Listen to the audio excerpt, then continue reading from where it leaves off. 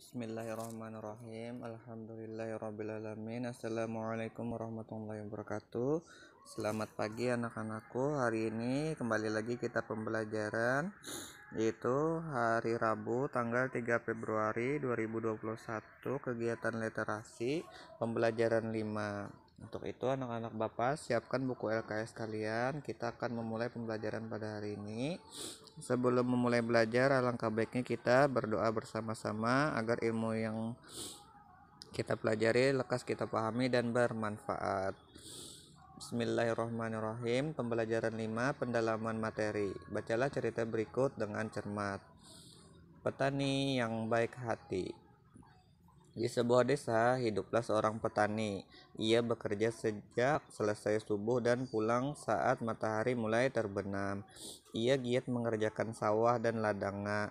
Ketika bekerja, Pak Tani tidak pernah mengeluh. Ia ingin membahagiakan keluarganya. Berkat ketekunan Pak Tani, hasil panennya sangat melimpah. Selain bertani, Pak Tani juga memelihara sepasang itik. Itik itu diberi makan dengan teratur sehingga badannya gemuk-gemuk. Tiap hari itik Pak Tani bertelur. Telur itu sebagian dijual dan sebagian ditetaskan. Uang hasil penjualan digunakan untuk mencukupi kebutuhan sehari-hari.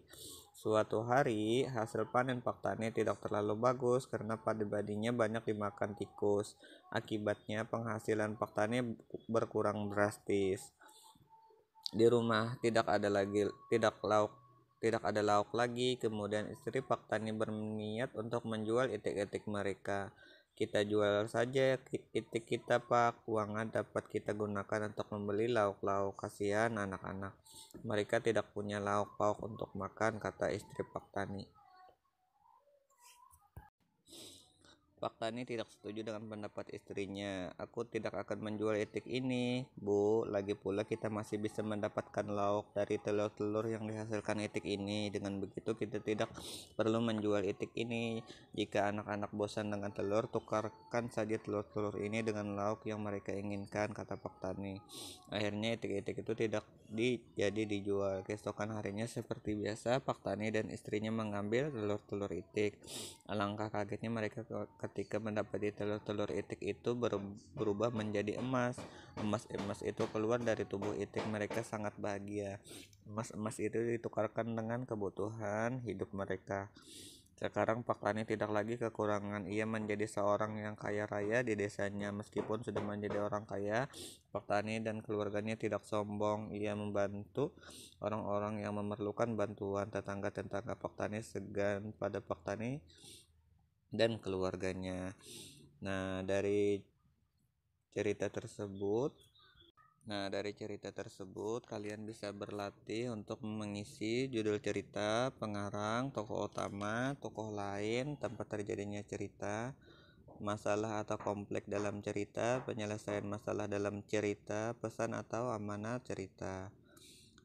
Selanjutnya kita akan pendalaman materi perpindahan panas, yaitu panas matahari memiliki peranan penting dalam kelangsungan hidup tanaman padi. Panas matahari sampai ke bumi karena peristiwa perpindahan panas secara radiasi atau rambatan. Selain secara radiasi, panas juga bisa dipindahkan melalui konveksi dan konduksi. Di sana ada tabel, kalian bisa berlatih, yaitu cara perpindahan panas. Contohnya yang pertama tadi sudah kita temukan, yaitu radiasi. Radiasi contohnya matahari. Penjelasan prosesnya yaitu cahaya matahari menyinari bumi. Selanjutnya pada pendalaman materi pada Septima 3 kamu telah diajak untuk mengenal teknik menggambar cerita, yaitu teknik kering dan teknik basah. Masih ingatkah kamu apa yang dimaksud dengan teknik kering dan teknik basah? Menggambar cerita dengan teknik kering tidak perlu menggunakan pengencer seperti air.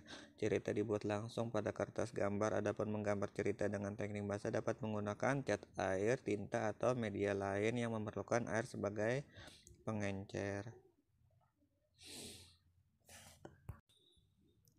Sampai di sini penjelasan dari Bapak. Semoga bisa dipahami. Wassalamualaikum warahmatullahi wabarakatuh.